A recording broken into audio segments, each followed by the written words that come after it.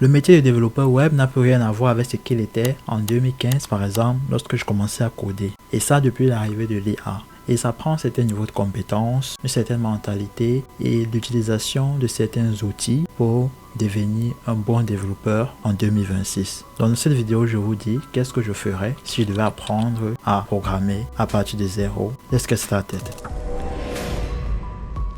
Ok.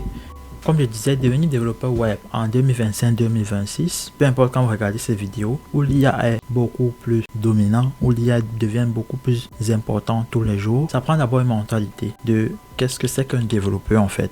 En fait, un développeur, c'est pas juste quelqu'un qui crée du code. Ça n'a jamais été ça, mais ça l'est encore moins cette année. Un développeur, c'est quelqu'un qui doit apprendre constamment, avoir un certain niveau de curiosité pour apprendre les nouvelles technologies, apprendre les nouveaux concepts. Ne pas apprendre forcément dans le sens de vouloir maîtriser tout, parce que c'est pas possible de maîtriser tout. On devient juste moyen à tout, mais d'apprendre dans le contexte de devenir informé. C'est quelque chose que tu aimes, c'est quelque chose que tu veux faire, tu dois être professionnel et de rester informé, de rester curieux sur ce qui se passe dans le domaine. Et vraiment, c'est quelque chose que tu aimes. Normalement, ça vient assez naturellement chez toi, je l'espère. Une autre compétence ou mentalité à avoir, c'est le fait d'être polyvalent.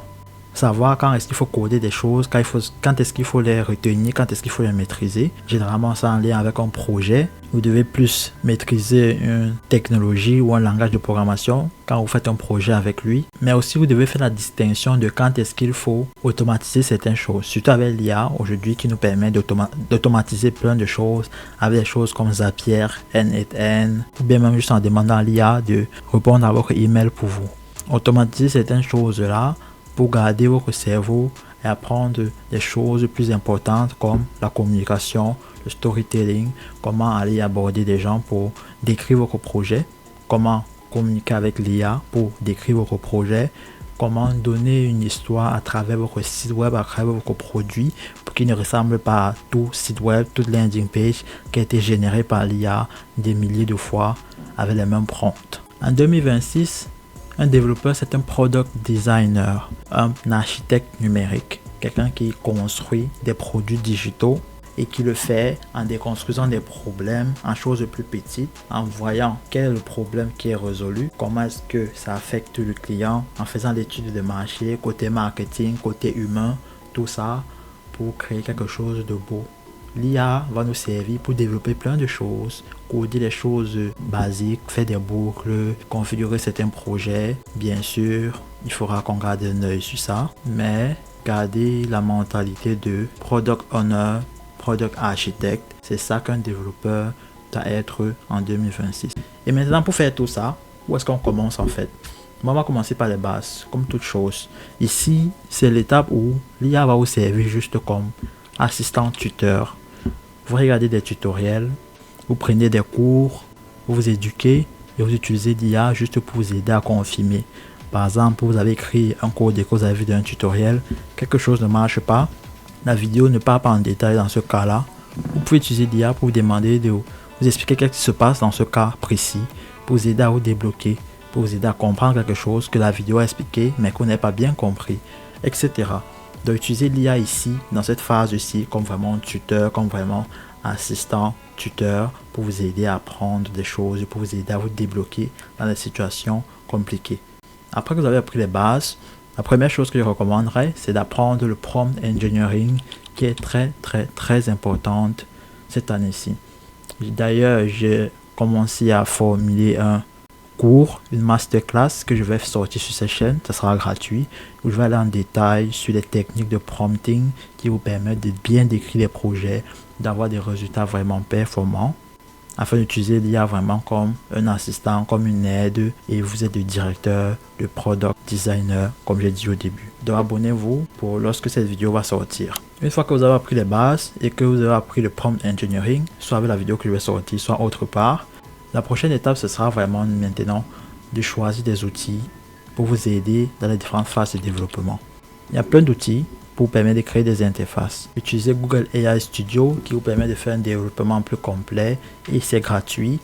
Dans la phase où vous testez des logiciels, des outils là, essayez de ne pas dépenser trop d'argent là.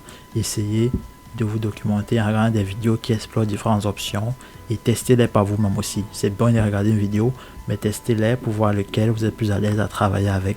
C'est votre outil de travail, ce n'est pas juste un moment pour être anxieux et se dire que oh, il y a tellement d'options. C'est quelque chose qui est vrai. Il y a tellement d'options qu'on peut être anxieux pour ça. Mais choisissez un outil et assurez-vous juste de pouvoir être bon dans ça. Par exemple, vous pouvez utiliser Stitch AI pour générer des designs graphiques assez rapidement. Après les exporter dans Figma pour les modifier. Comme ça, vous avez des interfaces utilisateurs beaucoup plus rapides. Vous avez un prototype que vous pouvez partir de là pour le modifier. Pareil pour le code, vous pouvez utiliser Gemini, ChatGPT pour vous aider à déconstruire votre problème en quelque chose de plus petit. Ça se fait bien avec du bon prompt engineering, écrire des bons prompts, décomposer des problèmes, essayer de comprendre des concepts que vous ne comprenez pas. En 2026, vraiment, je pense pas que quelqu'un peut juste être développeur front-end et se spécialiser juste dans ça. Si tu veux créer des produits, ça prend plusieurs phases. Et aujourd'hui, grâce à l'IA, vraiment, on peut faire ces choses beaucoup plus simplement qu'il y a quelques années où si tu voulais créer un produit, il fallait connaître vraiment les compétences de design. Il n'y avait pas une option pour générer juste des designs comme ça. Et comment ça se faisait à notre époque? C'est que soit tu regardais des templates qui existaient déjà pour t'inspirer, soit tu faisais des recherches sur des sites compétiteurs. En tout cas, si ce n'est pas ton domaine de prédilection, le design, tu devais t'inspirer des choses pour t'aider à construire ta propre version. Ou bien prendre un template et partir de là, en fait. C'était ça les options. Maintenant, avec l'IA, ça a été entraîné sur beaucoup de données. Ça peut être quand même assez créatif pour te donner plusieurs différentes versions. Et là, tu pourras modifier et partir de là, ou bien juste les adopter si tu veux. Front-end, back-end, apprendre le front-end, les React, Next.js, Tailwind CSS. Ça, c'est des choses que l'IA va générer beaucoup de code en utilisant ces technologies-là. Donc, la troisième phase, c'est vraiment vous spécialiser plus dans le front-end et le back-end. Et comme j'ai dit, on ne se spécialise pas seulement dans un truc. Prenez quelques semaines à la fois, quelques mois à la fois pour vous spécialiser, pour apprendre plus dans un domaine. Après, apprenez plus dans l'autre domaine. Combinez ces choses-là dans différents produits que vous créez. Apprenez l'authentification, utilisez les bases de données comme Supabase. Combinez toutes ces choses-là pour créer des produits très bien coordonnés, très bien fonctionnels, qui ont toutes les différents composants d'un bon logiciel. Maintenant que vous connaissez les bases, vous savez utiliser des prompts pour déconstruire vos projets, vous aider à écrire certaines parties de votre code, générer des interfaces utilisateurs. Vous avez à choisir vos outils et vous les maîtriser dans différents domaines, côté front-end, côté back-end, côté design. Vous avez une très bonne base. Vous avez à créer quelques petits produits. La prochaine étape maintenant, c'est vraiment d'apprendre le côté branding, le côté automatisation, le côté business. Parce que si vous créez des produits, personne ne connaît que ces produits existent là. Ça va rester juste dans votre portfolio. Si votre but, c'est d'avoir des projets pour être embauché dans une entreprise, parfait, vous êtes déjà rendu à cette étape-là. Commencez à créer votre branding côté employé ou futur employé, c'est-à-dire votre profil LinkedIn, votre page GitHub, l'optimiser, mettez vos projets là, collaborez avec certaines personnes pour montrer que ouais, vous êtes quelqu'un de sérieux, vous êtes quelqu'un qui est professionnel, vous avez fait des choses, vous avez des choses dans votre portfolio. Ça, c'est vraiment côté si vous voulez devenir employé ou freelance. Si vous voulez créer des SaaS, créer des produits, là, ça revient à créer un branding, c'est-à-dire être présent sur les réseaux sociaux, n'est pas forcément à devenir youtubeur ou à devenir instagrammeur, je ne sais pas comment on les appelle, mais être présent sur les réseaux, montrer vos projets sur LinkedIn, montrer vos projets sur ces différentes plateformes-là, afin que quand vous recherchez, on peut vous trouver facilement. Rappelez-vous que de nos jours, l'IA crée des avatars, des choses virtuelles, des gens qui n'existent pas, et des projets peuvent être générés en quelques secondes, quoi. Donc, pour vous démarquer des choses qui sont fausses, des choses qui ne sont pas humaines, pour montrer votre personnalité un peu, montrer votre côté humain, vos projets, votre passion, c'est dans le branding, en créant des vidéos sur Internet, en postant quelques photos, en postant quelques tweets, en étant présent sur les réseaux, en communiquant dans les communautés liées à ça, où vous pouvez faire référence, où vous pouvez rencontrer des gens qui pourront changer votre vie. Donc vraiment, on peut faire des heures à parler des choses que vous devrez ou pouvez apprendre ou vous ne devez pas apprendre dans le domaine de la programmation. C'est quelque chose qui est vraiment tellement vaste, sans fin, de nouvelles technologies qui sortent encore de jour en jour. Ce que vous devez assurer seulement, c'est d'avoir la bonne mentalité et la consistance de mettre les efforts tous les jours.